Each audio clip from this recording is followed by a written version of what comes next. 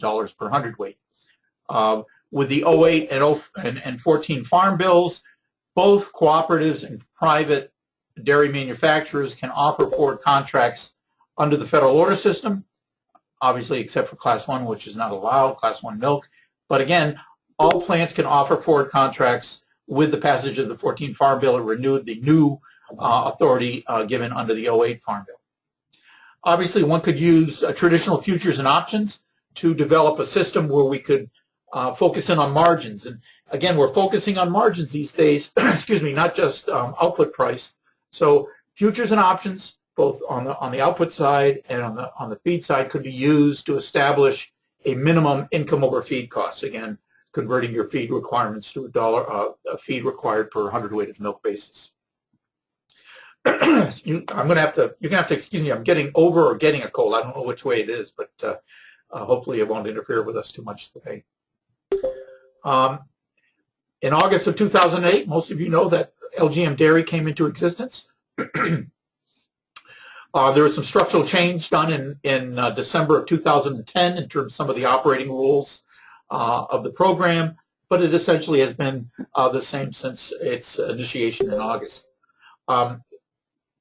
Announced in September, on September 2nd, and starting up on January 1st, 2015, we're going to have the new Margin Protection Program for dairy, which I'm going to refer to as MPP, and that's an alternative method for establishing a minimum income over feed cost. It uses different prices than LGM. The rules are different. The indemnity determination protocol is different. But philosophically, the objective is the same. Control margin volatility by setting a floor. Under these programs here, we're not locking in an income over feed cost. We're not locking in a margin. We're setting a floor, and the producers can take advantage of higher output prices, lower feed costs, or a combination of both under these programs. And that's what's so nice about all these programs, in that producers can improve upon that minimum floor that's being established. So let's provide a very, very quick overview with respect to LGM for dairy. I'm going to refer to that as LGM.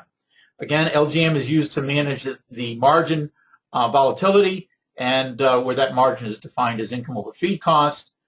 If I was to give one word describing LGM, it would be flexible. There's a lot more decision points that need to be made under LGM than under MPP. That's both a positive and a negative characteristic. It's positive in that LGM contract can be tailored more to a specific operation, but there's a negative to that in that more decisions have to be made. And if you make the wrong decision at one point, you may not get the result that you were hoping for. So LGM, based on futures and options, all prices are based on futures and options settlement prices, either at sign-up or as the underlying futures supporting the actual price determination of LGM dairy comes to fruition. Again, no futures and options are purchased, but again, that futures and options markets are used for education and information source for determining premiums and indemnities.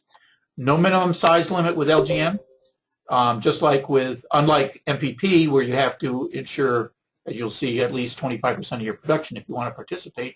There is no minimum size limit. I recommend producers start off slow and small, and they get larger once they get the protocol set up